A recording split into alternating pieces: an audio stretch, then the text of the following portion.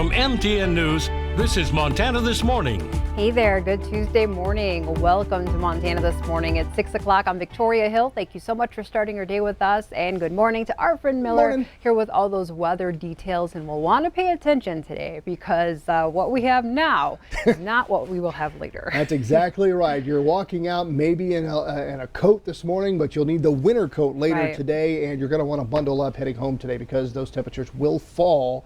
It's the reverse of things, usually getting warmer during the daytime. Not today. We got this cold front. Hasn't made it into the area yet, but it will by this morning, and those temperatures fall as we go along. You know, it turned out to be a really nice day yesterday with our fair share of sunshine, our high of 57, overnight low of 36, so above average. No moisture yesterday, but it is on the way with snow showers throughout the day and this evening. Let's take a look at the temperature out there right now. Logan, we're sitting at 43, feels like 39 at the airport. Winds out of the northwest at 6 miles an hour. Look at those temperatures right now. Yeah, they'll fall as the day goes on as that cold front comes in from the north. Just how cold will it be by the drive at 5 and how much snow could we get today? I'll let you know with the main forecast coming up here in just a bit. Victoria.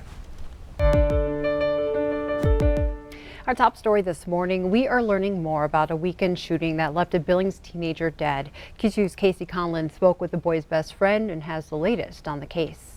The biggest news today, we officially know the victim's identity. 15-year-old Cohen Parker, a sophomore at Billings Senior High School, was shot early Sunday morning in this parking lot on the southern edge of Castle Rock Park. He was then taken to an area hospital. We don't know by whom or in what car, but it was there that he was pronounced dead shortly after. Neighbors we've talked to say the parking lot had become a popular late-night gathering spot. Billings police officers responded to calls about the shooting around 2 a.m. Sunday. They did not find any suspects, but did find multiple shell casings in the area. We counted at least 9 from our video Sunday. BPD detectives have not announced any details on the active investigation, not about a specific suspect or if they are looking for multiple persons. Parker's family spent much of Monday making arrangements with a local funeral home. We asked to speak with them to get an idea about what Cohen was like, and they nominated one of his best friends, Colin Mauser. We loved basketball, loved being outdoors. He was just really outgoing and funny and kind. Cared about a lot of people, cared for people, made sure people were okay before him. He says Parker had some friends in the Heights, but didn't normally hang out on that side of town. Nevertheless, he says the news of Parker's death came as a complete shock. I was like, no, that couldn't have happened to Cohen. Cohen's the sweetest kid you could meet. Yeah, I didn't know. I just couldn't believe it. Again, Billings police have not released any details of the ongoing investigation. School District 2 will have a crisis team available at Senior High starting tomorrow for any students that may need help with Parker's death. Near Castle Rock Park, I'm Casey Conlon for MTN News. The Bureau of Indian Affairs recently launched a tool many hope will help solve cases of missing and murdered Indigenous people. For many families, it's a heartbreaking problem that hits way too close to home. Q2's Adelina Howder has more. Deanna Limbrahan is one of many Indigenous women of Montana who have either gone missing or have been murdered. Her body was found in the Stillwater River last summer. Deanna's family is still looking for answers, and they're hoping that a new website from the Bureau of Indian Affairs might help solve her case. When I hear her favorite song, it's like it's just now hitting me. It's been 6 months since Darlene lost her daughter Deanna. Deanna's body was found in the Stillwater River near Absorki. Though the cause of Deanna's death was drowning, her family believes she was murdered. We also heard that she was tied, that they hog-tied her, and then she was beaten with a bat. Deanna was an outgoing mother of 3 who relished the time she spent with her family. She liked to visit, she liked to spend time with her friends, she liked to do things that were outgoing. Described by her aunt as a kind-hearted woman with lots of love, the story of Deanna's death is unfortunately one that many Native Americans are all too familiar with. A significant portion of missing and murdered cases in Montana are those of Indigenous people, mostly women. It's an epidemic.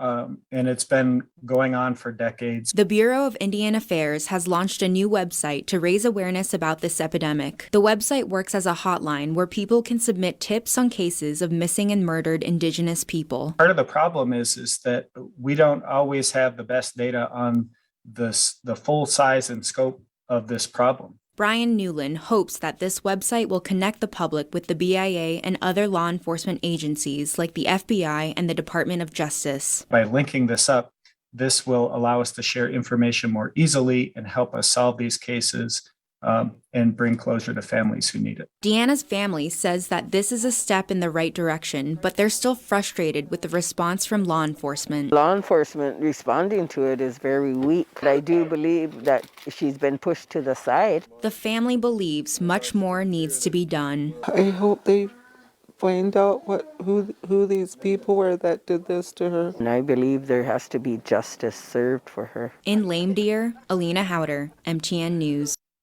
Thank you so much, Alina. In other news, later this morning, you can pick up a free COVID-19 test kit here in Billings. Riverstone Health has a limited number and will be handing them out at Metro Park at 10 o'clock. The kits will be distributed on a first-come, first-served basis and limited to one per person per household. COVID-19 infections and hospitalizations are still soaring, and experts are warning that more variants and more outbreaks are likely to follow Omicron. CBS's Laura Podesta is in New York with the latest pandemic developments. The Omicron-driven COVID-19 surge appears to be far from over. We are on the precipice of what will likely be the most challenging moment in this pandemic to date. Despite signs the outbreak has leveled off in the Northeast, the U.S. continues to average around 800,000 new cases a day. If you look at the history of infectious diseases, we've only eradicated one infectious disease in man, and that's smallpox.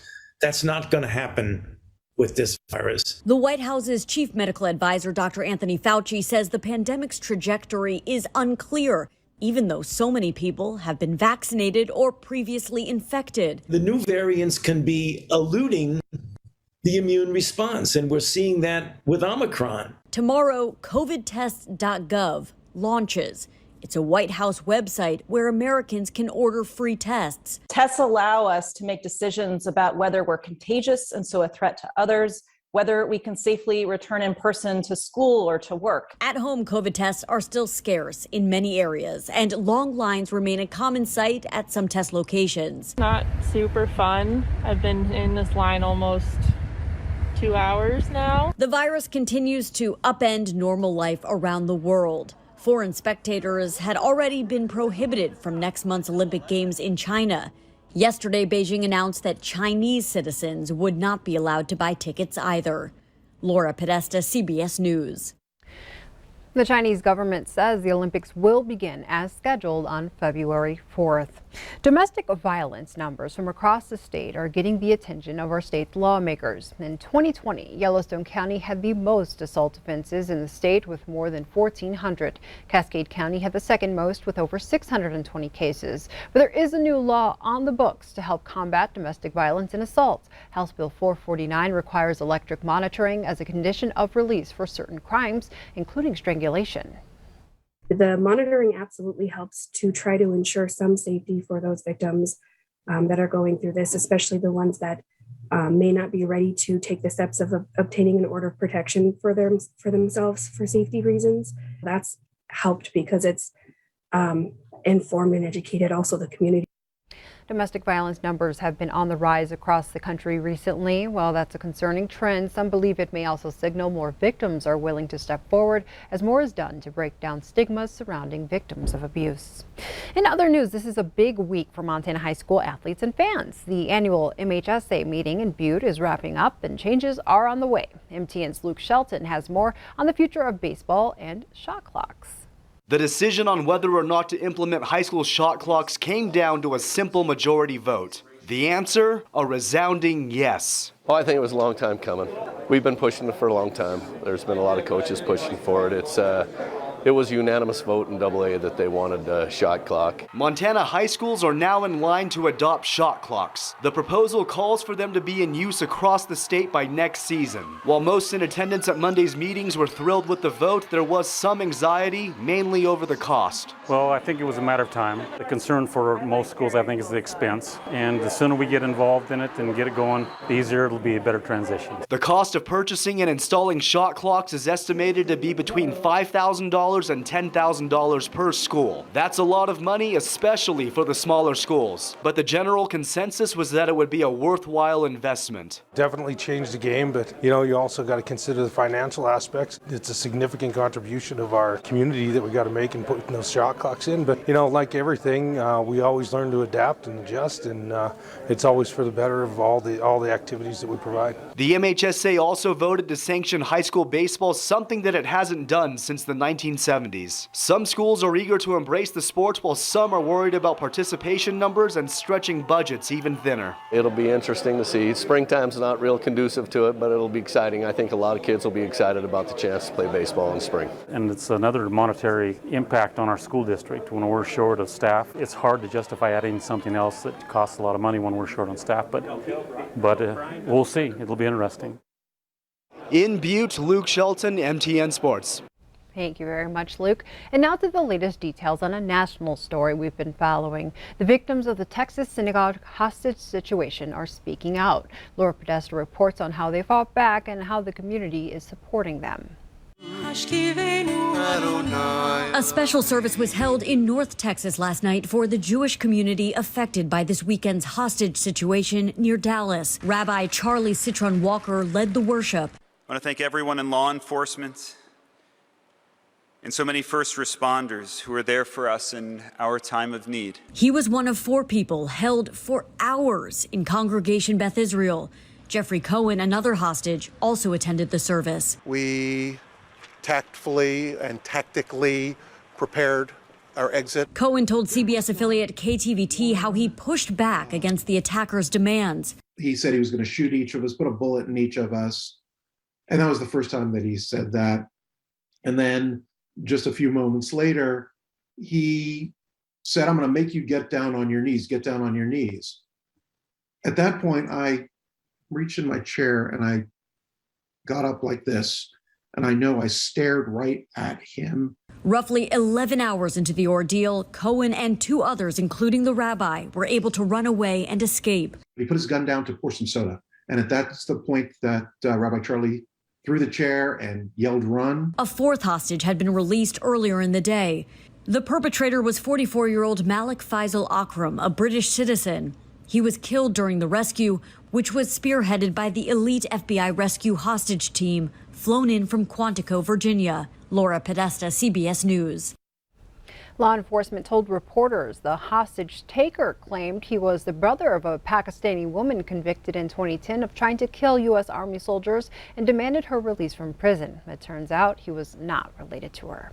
There's a new warning from the airline industry. Leaders say 5G cell technology set to be deployed in parts of the U.S. tomorrow interferes with plane sensors and could lead to thousands of flights being canceled over safety. Executives from the nation's largest airlines asked the Biden administration for immediate intervention and for the rollout of 5G to be delayed. They want the federal government to ban 5G within 2 miles of airport runways. However, the FAA says it will not object to the technology. A global effort is underway to help the South Pacific nation of Tonga after a massive volcanic eruption hit the region this weekend, causing a tsunami. New Zealand's military sent a Navy ship to Tonga today and hopes to have access to the airport to deliver supplies by tomorrow. The eruption cut off communications with the country, making it difficult to know how many people were affected. UN officials say thick layers of ash make it nearly impossible to tell the extent of the damage from air. And before we take a break, the Winter Olympics in Beijing are just days away, and some of Montana's own have earned top spots. That includes Whitefish's Jake Sanderson. As MTN's Alexa Belcastro tells us, his hockey journey goes from the Glacier Avalanche to the Ottawa Senators to USA Hockey. Whitefish native Jake Sanderson was the Senators' 5th overall pick in the 2020 NHL draft. However, this year's accolade is not just impressive, but historic, as he accepted his invitation to join the 2022 U.S. men's hockey team in Beijing. And Sanderson, along with 2 others, will become the first teenagers to play for the United States in 30 years. Can you take us through the experience? Was it a call, a Zoom, a text? Who told you and how? So it was after the World Junior tournament was canceled, and John Van Beesbrook, the GM, he was there with us in Red Deer, and he pulled aside myself, Brock Faber, and Matty Beniers, just the 3 of us, and he told us, and we were just like jumping around, hugging each other. We were super excited. And although this honor may seem intimidating, Sanderson was a part of the gold medal U.S. team at the 2021 World Junior Championships and says that experience helped him with the enormity of this one. There was a lot of like Cole Caulfield, Zegras, Cam York, like all those guys handled the media really well, and they're pretty mature guys. So kind of just looking up to them as leaders kind of helped shape who I am as a leader today. And leadership and work ethic is something that has been instilled in him from a young age. His dad, Jeff Sanderson, was the 36th overall pick in the 1990 NHL draft.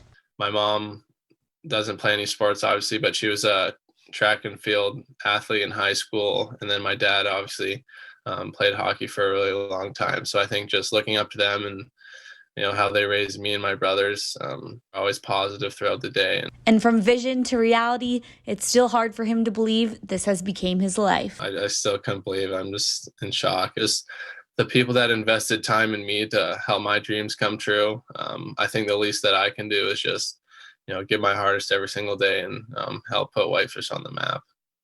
The whole town of Whitefish will be cheering you on. For every young boy and girl watching you in awe, what do you hope they see when they look at you representing your country?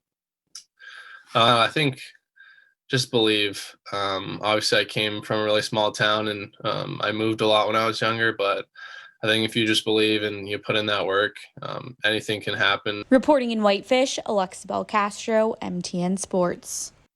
Thank you so much, Alexa, and thank you for watching Billings' only local morning newscast. Still ahead, on a mission to destroy Christmas. It's not a story about the Grinch, but goats. Stick around for this fun story later in the show.